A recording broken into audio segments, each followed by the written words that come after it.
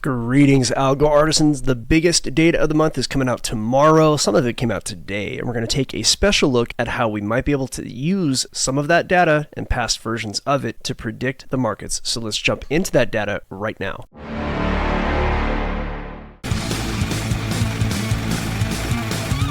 Remember, nothing we say is investment advice. Please pause and read this disclaimer. Okay, so today, Tuesday the 13th, the PPI came out. This is the Producer Price Index. What is that? Well, the PPI is basically a measure of inflation on the producer side of things, the change in the price of finished goods and services sold by producers. If you're making a widget that costs $34 and you're profitable at $34, and then all of a sudden your expenses rise, your power goes up, rent goes up, there's all kinds of things in that calculation as well. However, you're going to have to sell your product at a higher price. So if the price of finished goods goes up, then you're looking at producer inflation. And it's a key thing because people end up consuming such things. And that's where CPI comes in, and that data comes out tomorrow. That's consumer price inflation. And that's what we feel when we're buying items. And again, most items are included, some are not. We'll get into CPI in a minute, but right here we can see that the CPI came out actually a little cool today, right? That means that inflation was down. There's some disinflation. Prices still went up, but they just went up less than we thought they would. Technically, you could call that disinflation. It was less than expected. Therefore, in markets in the current state, what that means is that the interest rates were hiked to slow down the economy. When you make money more expensive by hiking the interest rate, that's going to cause people to invest less, and ultimately it should slow down the economy. It should at least make the economy grow more slowly. And that was the goal, because as economies grow, you can see inflation, and inflation is one of the dual mandates of the Fed. So as we see inflation numbers come down, that is an indication that hiking the rates did its job, and we might not have to hike them anymore. And in fact, we may have to actually cut the rates. Now, cutting rates ultimately causes markets to go up. Now, we do have CPI here, and that's tomorrow. Month over month, year over year, there's core, there's different kind of stuff, but I'm going to keep it simple. We're just going to look at the regular CPI, and that's the change in the price of goods and services purchased by consumers. That data comes out tomorrow. That's the main metric that's looked at by markets when it comes to whether or not interest rates will be hiked or not in the future, whether or not we're going to start seeing a cut in rates and ultimately markets go up. So whenever we see a cool print, when the print comes out, when this data comes out a little bit lower than the expected amount, what it means is that the markets had priced in 0.2%. And if it comes out at 0.1 like it did today, then that's going to mean that, okay, inflation's going away a little quicker than markets expected. Therefore, interest rate cuts might be sooner on the table and more money flows into certain aspects of the market.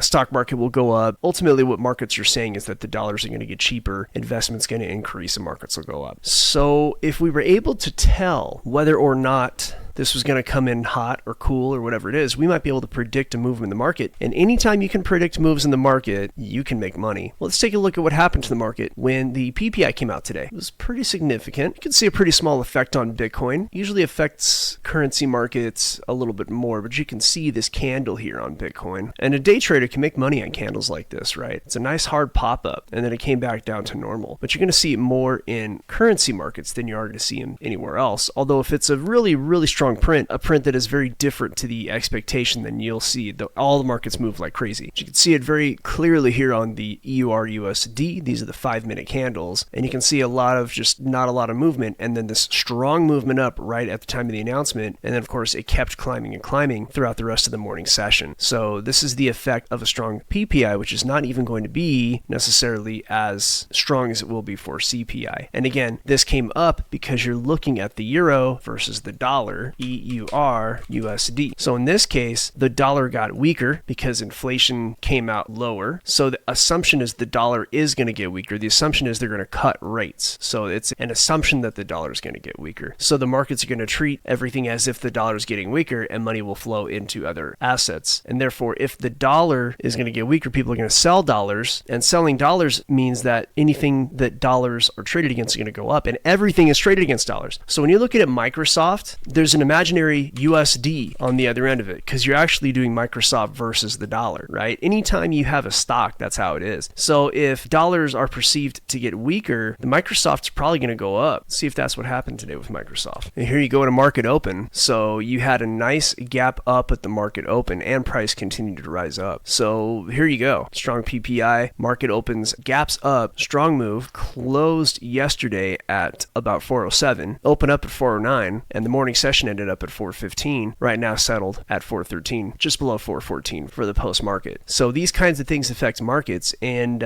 this going from 407 to 414, that's about, what is like a 1.8% move up. And 1.8% doesn't sound like a lot, but people are happy to get 8% a year on something. You're just getting almost 2% in a day. That's actually a big deal, especially for a stock that is so massive like Microsoft with such a big market cap. So now we understand how a PPI that comes in a little bit cool, and I'm talking about minimally cool. This was just one tick below the expected amount. Imagine if it was 2 or 3 ticks, these would be really, really moving hard. And if you can predict which way that's going to be, hot or cold, you can predict the markets. So what did I do? I went ahead and said, well, maybe I can do that. Maybe I can gather some data and do just a little very basic data science and see if I can find a correlation between CPI and PPI, right? So usually they're about a day apart from each other. This week the PPI comes out first. The next day CPI comes out, right? So what I wanted to do was to say, okay, is there a correlation between the two? Can it be that if PPI, which should technically be a leading indicator to CPI, and if PPI comes out cool, does that mean that CPI the next day usually comes out cool as well? Because you would think that would make sense. If goods produced are sold at a lower level, then goods consumed will be bought at a lower price. That's what you would assume. So you would assume if the PPI was cool, the CPI would be cool, and it might even come in below expected. The first thing we'll do is we'll see where I got the data. I went to Forex Factory, I typed in the search bar, I typed in historical CPI data, and I clicked here, US CPI month over month Forex Factory. You got a chart right here, graph, and lovely, all this data. So I took it back to 2018. I kept hitting more,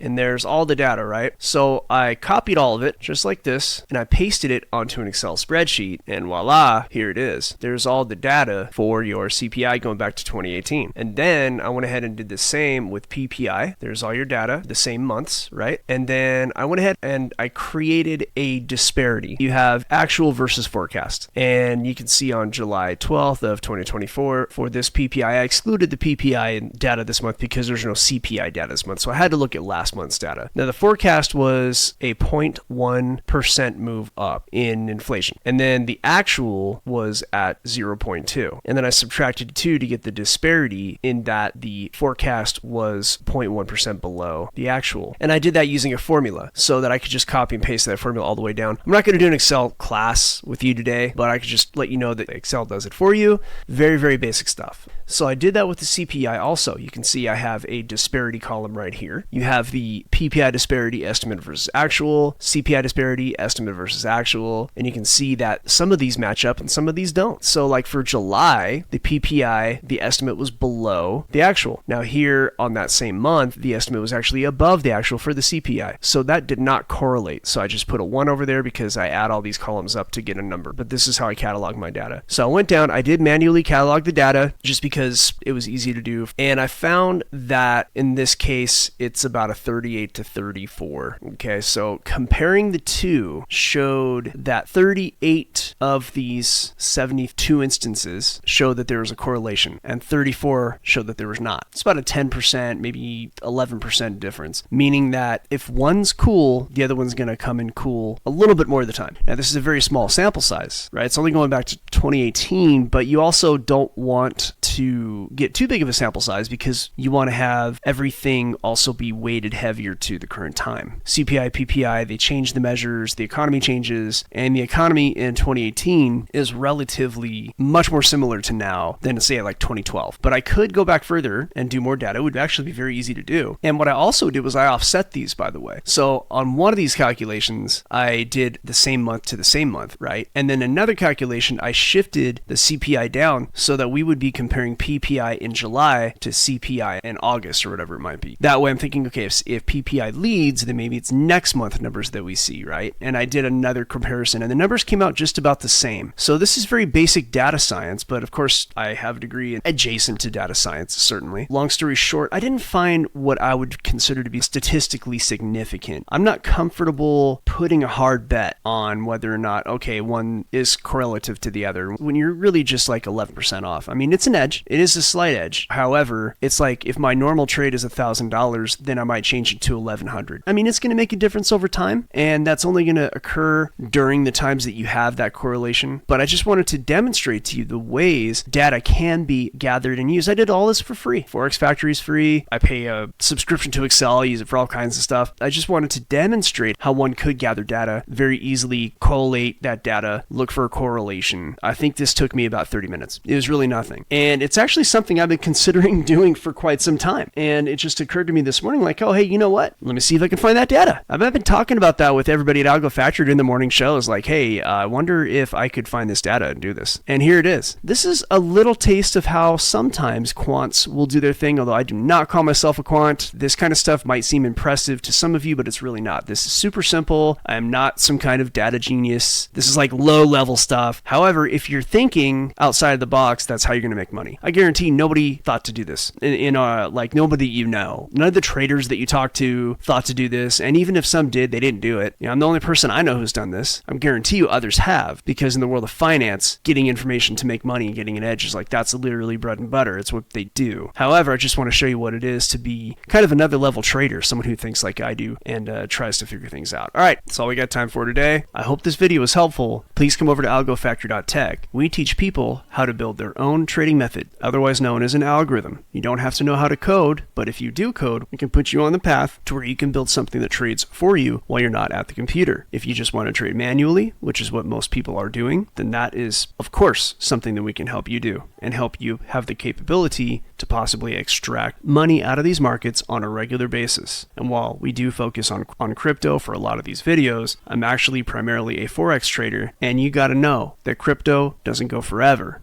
It goes for about a year and a half, and then for a couple of years, there's not much going on in crypto. And if you want to be a trader, you're going to want to understand how to really trade, how to put on those big boy pants, because what's going to happen is eventually crypto's going to flatten out, and the meme coins aren't going to be what they used to be, most likely. I've seen it enough times. I've been in this game since 2017. I don't expect that to change. So come on over, learn how to trade. As a matter of fact, we got some pretty happy customers who are already down the path of success in their algo building. Let's hear from one of those right now. Hey, Cowboy V, I just wanted to give a heartfelt thanks for putting this project together. I initially joined Algo Factory a year ago, concerned about a repeat of the 2008 great financial crisis and the prospect of losing my job again.